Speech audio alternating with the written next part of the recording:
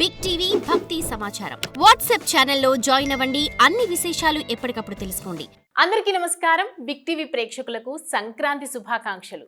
అసలు భోగి, కనుమ, సంక్రాంతి పండుగలకు ఉన్నటువంటి విశిష్టత ఏంటి? విభిన్న రాష్ట్రాల్లో విభిన్న పద్ధతిలో ఎందుకు జరుపుకుంటారు? అసలు వీటికి ఉన్నటువంటి ప్రత్యేకత ఏంటి? సంక్రాంతి పండుగ రోజున వేసేటువంటి ముగ్గులో ఉన్నటువంటి ఆంతర్యం ఏంటి? వీటన్నిటి గురించి తెలియజేయడానికి మనతో పాటు ఉన్నారు ప్రముఖ జ్యోతిష్య అలాగే వాస్తు పండితులు శ్రీ దేవులపల్లి బాలచంద్ర శర్మ గారు. వారిని అడిగి వివరాలేంటో తెలుసుకుందాం. నమస్కారం గురుగారు. నమస్కారం. ధనుర్మాసం అయిపోగానే సంక్రాంతి, భోగి, కనుమ ఇవి వస్తూ ఉంటాయి. చాలా మందికి తెలీదు సంక్రాంతి పండుగ అంటే.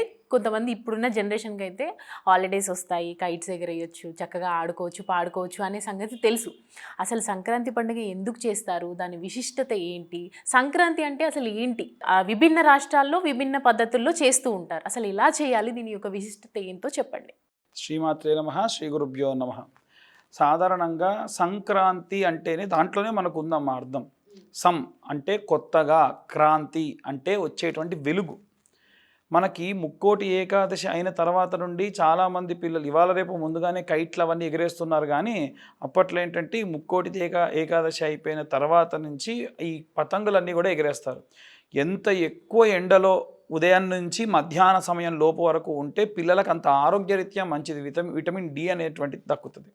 అందుకని సంక్రాంతికి సంబంధించి విశేషంగా ఏంటంటే సూర్యుడి యొక్క ప్రయాణము ఈ యొక్క శని యొక్క మకర రాశి గుండా ప్రయాణం అవుతుంది కాబట్టి అది మకర సంక్రాంతి అని పిలుస్తూ ఉంటారు.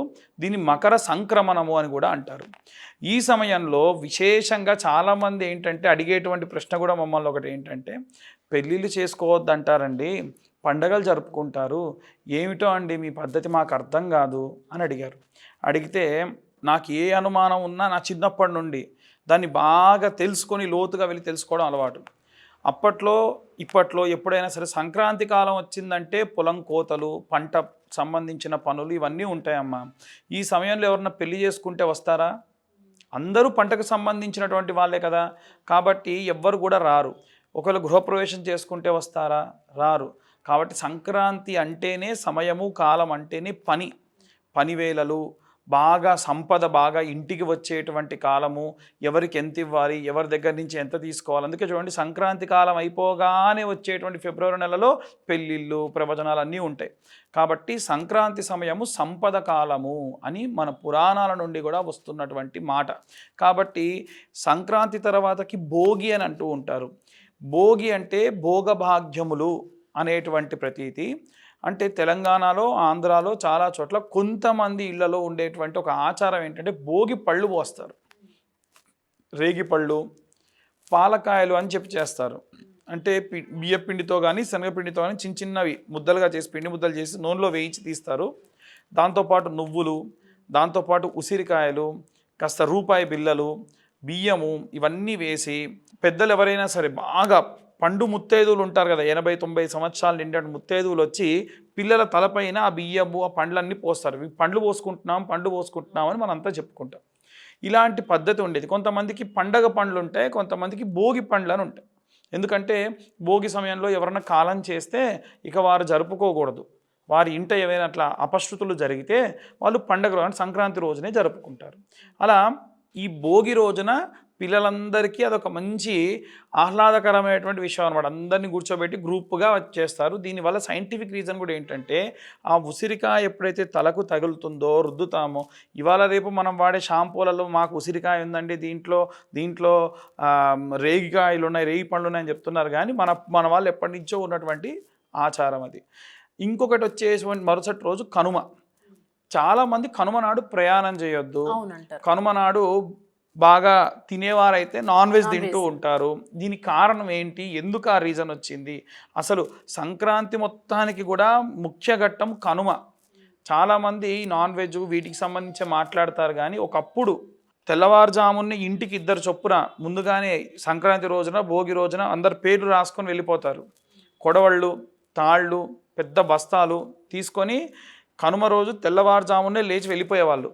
వెళ్ళిపోయి ఊరి దగ్గరలో ఉన్న అడవిలోకి వెళ్ళిపోయి మారేడు, జిల్లేడు, అలాగే జిల్లేడు కాదు కానీ మనం బతుకమ్మ తంగేడు పూలు అని వేస్తాం కదా, తంగేడు, మారేడు, తులసి, ఇలా కొన్ని రకాలైనటువంటి ఆకులు అన్నీ కూడా తీసుకొని వచ్చి బాగా రుబ్బేవారు అనమాట. వాటిని అలా రుబ్బేసి దాంట్లో బాగా ఉప్పు వేసి బాగా రుబ్బి ఎండబెడతారు.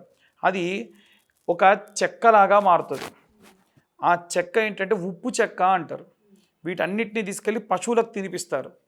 ఇలా తినని పశువులు కొన్ని ఉంటాయి, వాటిని బలవంతంగా మనుషులు పట్టుకొని తినిపిస్తారు. ఇలా తినిపించేసి వాటికి కొన్నిటికి లోపల ఏమైనా రుగ్మతులు ఏమైనా ఉంటే బయటపడతాయి, అంటే కక్కేస్తాయి అన్నమాట. లేదు అంతా బాగానే ఉందంటే పడుకుంటుంది. కాబట్టి కనుమ రోజు ప్రయాణం చేయొద్దు అంటారు. ఎందుకంటే అన్ని పశువులు ఇంట్లో ఉంటే వీరు బండ్లు కట్టుకొని ఎలా వెళ్తారు? ఇప్పుడంటే బండ్లు ఇవన్నీ వచ్చాయి, ఒకప్పుడంతా ఎడ్ల బండ్లు కదా. అందుకని కనుమ నాడు ప్రయాణం చేయొద్దు అనేటువంటి కారణం కూడా ఇది. అలా సంక్రాంతికి, భోగికి, కనుమకి ప్రత్యేకమైనటువంటి విశిష్టమైనటువంటి కారణాలు ఉన్నాయి. చాలామందికి ఆ కారణం తెలియదు. కాబట్టి నిజంగా కూడా వీలైనంత వరకు పండగ అంటేనే ఆంధ్రాలో విశేషంగా సంక్రాంతి పండగకు కోడి పందాలని, ఈ కనుమ రోజు ఇవని అన్నీ ఉంటూ ఉంటాయి. ఇవన్నీ కూడా ఏంటంటే అల్లుళ్ళకి, ముఖ్యంగా కొత్త అల్లుళ్ళకి ప్రతీది సంక్రాంతి విశేషమైనటువంటి పిండి వంటలు అన్నీ కూడా వండి వాళ్ళకి తినిపిస్తూ ఉంటారు. మర్యాదలకు పెట్టినిల్లు పుట్టినిల్లు ఎవరు అయ్యా అంటే ఆంధ్ర సంక్రాంతి అని చెప్తూ ఉంటారు. కాబట్టి అందరూ కూడా సంక్రాంతిని చాలా జాగ్రత్తగా జరుపుకోండి. అందరికీ కూడా మరొకసారి సంక్రాంతి, భోగి శుభాకాంక్షలు. మరి సంక్రాంతి, నాకు ఒక సందేహం గురువుగారు. సంక్రాంతి రోజు ముగ్గులు పెడతారు. ముగ్గులు పెట్టినప్పుడు గొబ్బెమ్మల మీద చెరుకు గడలు, రేగుపళ్ళు అని అన్నీ వేస్తూ ఉంటారు. చాలామంది తెలియక ఇంట్లో ఉన్న కూరగాయలన్నీ తెచ్చి గొబ్బెమ్మలో వేస్తూ ఉంటారు. అలాంటిది ఏదైనా మా ప్రేక్షకులు ఉపయోగపడేది ఏదైనా చెప్పండి. ఖచ్చితంగా ఉందమ్మా. మనము పాదరక్షలు లేకుండా నడిచే కాలం నుంచి ఉన్నటువంటి సాంప్రదాయం అది.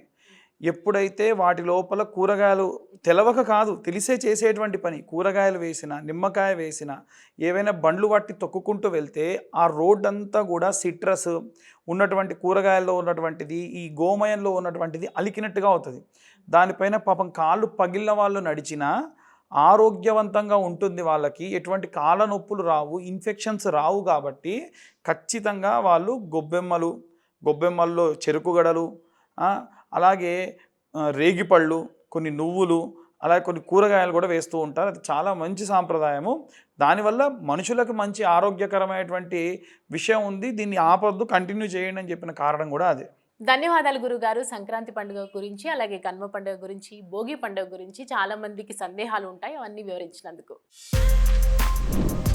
For more videos like this, subscribe Big TV channel.